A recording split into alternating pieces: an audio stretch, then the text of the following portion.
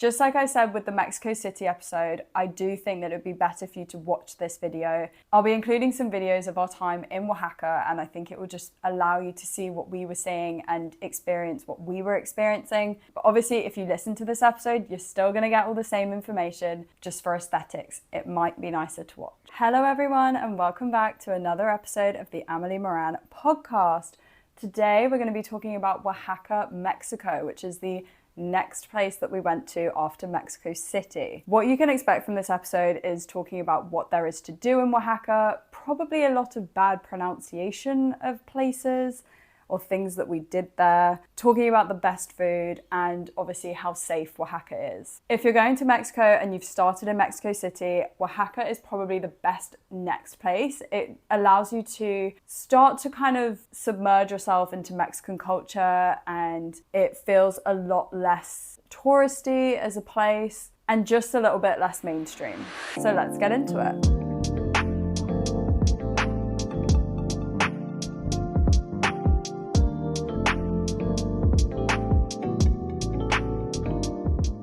The bus ride from Mexico City to Oaxaca is about 6 hours, which in actual fact is not really that long if you think about some of the bus rides that are coming up in this series that I will be talking about. But 6 hour bus ride, and I just remember a lot of it being through the mountains, really, really beautiful. Oaxaca is also the first place where we stayed in a hostel, which was quite interesting because I think we had this preconception that maybe we wouldn't stay in that many hostels, only because as a couple it's actually a lot easier for us to rent a small apartment for the week or stay in maybe like a nicer Airbnb or something. And hostel private rooms are typically a bit more expensive than just getting an apartment for the week or however long you're going for. We didn't actually think we'd be staying in hostels, but this was a really interesting introduction into the whole hostel life and the backpacker life and what they're really like. Another thing I have to say off the bat is if you're going to Oaxaca, stay a lot longer than we did. For some reason, I think it was the beginning of our travels, we were feeling maybe a bit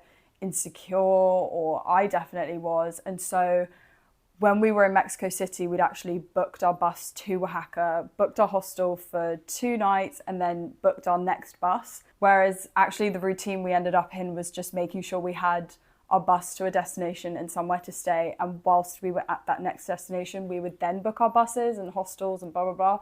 So I would actually say give yourself 4 or 5 days here because there's so much to do and so many amazing things to see. And Sam and I have both agreed that maybe we rushed Oaxaca a little bit because I think we just weren't sure of our routine yet and we hadn't got into the swing of booking buses and how we do it and how easy it was all going to be. But I will tell you everything in this episode.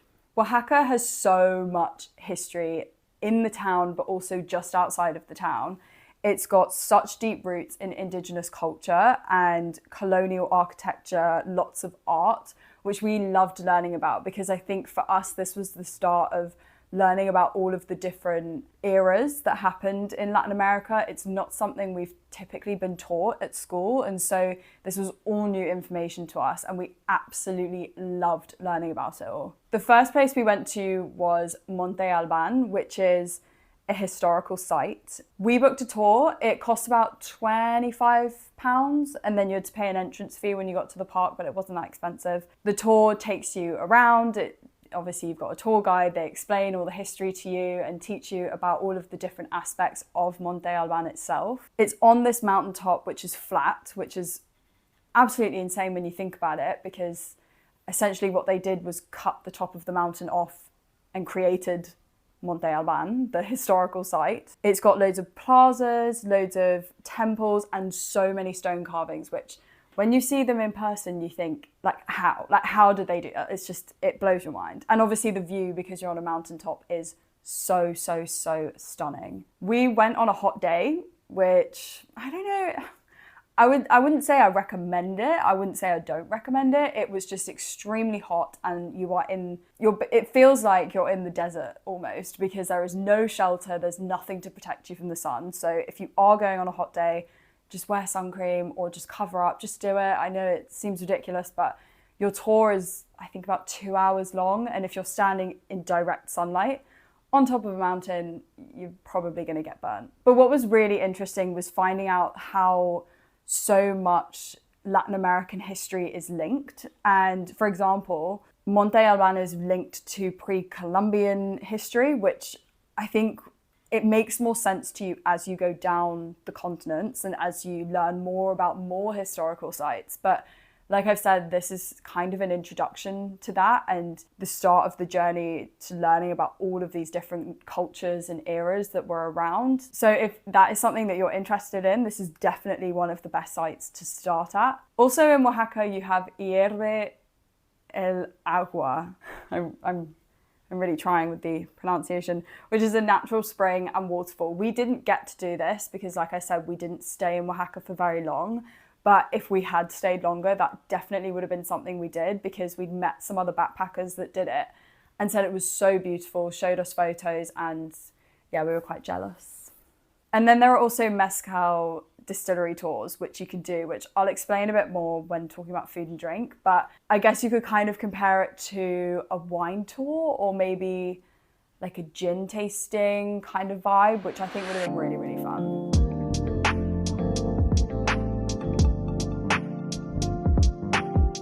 Now, I have so much to say about Oaxaca and their food because it was all amazing. Oaxaca is famous for their 7 moles sauce, which I had to remind myself of what it was made up of, but it's chili, chocolate, and spices, which sounds strange. You wouldn't put chili and chocolate together, maybe. I mean, it's not something I'd had before, but it was so, so, so good. You'll have it with chicken, rice, any kind of meat. It was so, so good. Another thing we noticed as well, and for some reason we noticed it predominantly in Oaxaca, was people selling grasshoppers in little cups or little tubs, I guess, and you would pour chili powder on it and it would be a very cheap snack. But we've never seen that before, and that is not something that I can say is very common in the UK. And so we noticed it became quite a common theme going through Central and South America, but this was the first place where we really noticed it and it really stood out to us. So that's something to look forward to if you want to try that. And then Oaxaca is obviously famous for its mezcal, which is a distilled spirit from agave. I kind of would compare it to gin, maybe. It's not like gin, but the way it burns reminded me of gin. You get it in this shot glass that, if I remember correctly, was about 2 shots, the equivalent, and they bring it to you with your meal, or you can order it just as your drink, and you are supposed to sip it. Do not shot it. We learnt this the hard way.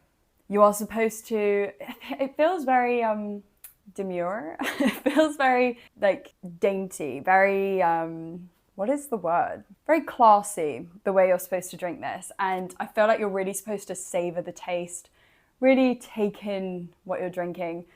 Do not shot it because it burns like fuck. It's got an extremely high level of alcohol in it. I'm not gonna give you a number because I don't wanna exaggerate, but it burns your throat. So that's just a fun fact, a little tip.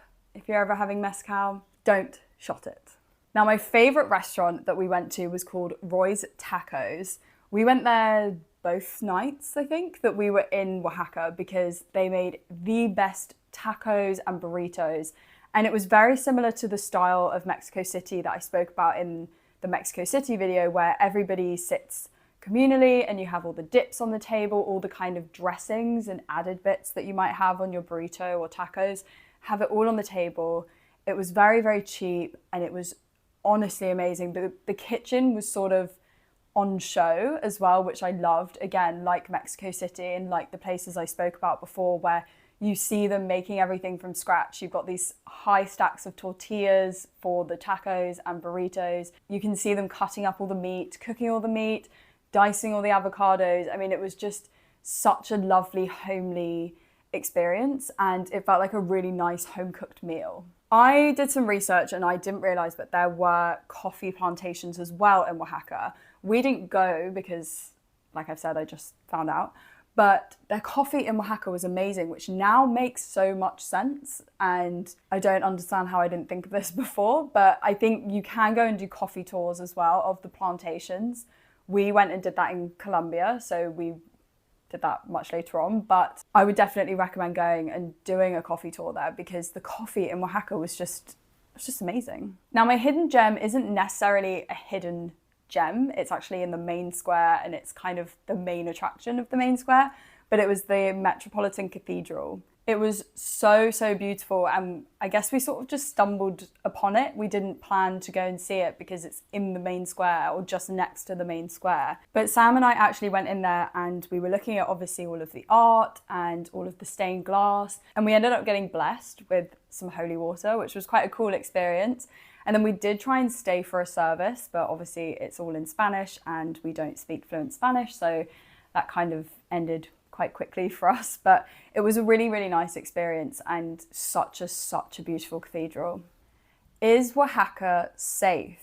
I would say generally Oaxaca was pretty safe. I don't remember feeling unsafe really at any point, even at night. The only thing that I would say is quite strange or foreign to me and is not something that we experience very often is we would sometimes go out in the morning for a coffee and a croissant or whatever, just some breakfast, and we would go and sit in the main square, just kind of people watching, planning our day, and you would see these massive tanks, multiple of them, coming through the tiny town. And I mean, the town looks like cobbled streets. It's not necessarily really built up. And you have these multiple tanks coming through with multiple police or army, and they're holding these massive guns, they're staring you down, and it feels very invasive in a way. It feels very strange, but it's only strange to me because I'm not used to that. So if that's normal, then obviously it's normal, but